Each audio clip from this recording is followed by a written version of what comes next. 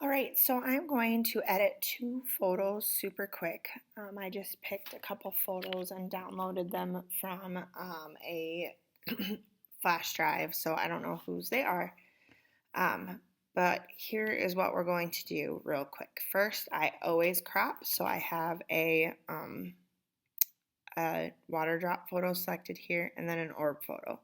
So I'm going to crop my photo, and I want to crop it in quite tightly just because I want the center of the focus to be right on that water drop. So I'm going to pull that in, and I'm going to make sure that that water drop is on an X. Now I see this blade of grass right here, and I don't want to cut that off. It's a nice leading line. I also have a nice line here. So I want it to be right about there, and I'm going to hit enter. This isn't the sharpest photo. It's it it wouldn't be something in which I probably would excuse me, use per se, but I'm going to show it to you anyway. So I have Essentials open, which you guys have. I can hover over this. It wants to auto white balance. I definitely do not like the auto white balance, but I do like the boost contrast. I'm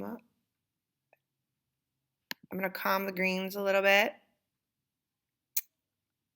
I can cool the blue. I'm going to come down here to define, and then I'm going to fix overexpose 1.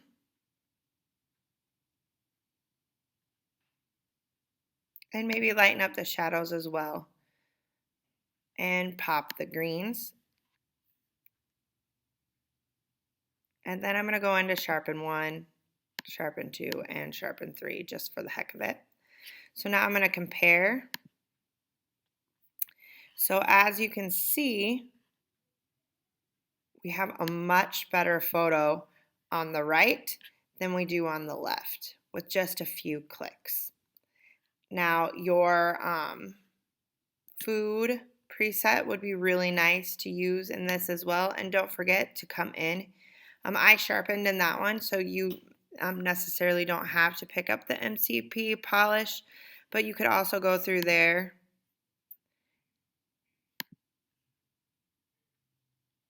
and add some things to that if you want. I think this darkened a little bit, so I'm going to come over and I'm just going to up my exposure just a touch, not a lot. Okay, so now I have that all done. I'm going to come back over here and I'm going to do this one. So again, I'm going to crop, come down here, 8 by 10. And I am going to pull that way in. Now, do I want to crop off those fingers? That is a great question. I don't think I do. I'm going to switch this one a little bit. It's going to be kind of hard. I'm not going to be able to follow the rule of thirds if I don't crop off those fingers.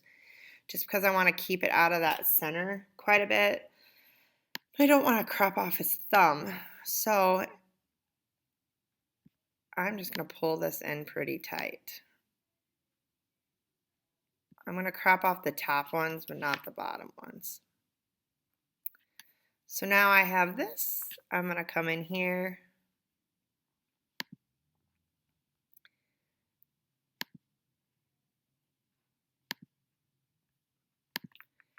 And that's what I have. So it's a pretty quick edit. You're just going to go through things like that. I just wanted to really show you cropping and things like that. If I really do like the background of this. I think it is quite nice, but I think that the globe is too small to include the background in it. I think you would lose too much. You could crop it like right about here. I'm keeping the horizon line from the globe on one of the lines here. So if I were to crop it, that's also a super nice photo. I think I'm going to move it so it's more even. So that way it's even like that. So I actually really like that photo. I think I like it better cropped like this than I did like that. I really don't like the fingers up here. I wish I could get rid of those. So that's another thing when you're taking your photos, you really want to pay attention to how your elements frame your subject and how it's going to look when you crop it down and et cetera, et cetera. Because like this is very thin here. I would have liked that a little bit thicker as well. So just to balance things out just a little bit. So, but as you can see, these are some nice photos right here. So I can screenshot my before and after. Then I have my before and after here. I can screenshot my before and after also here. And that's what I have. So there is your screenshotting. I will also show you how to export later today as well.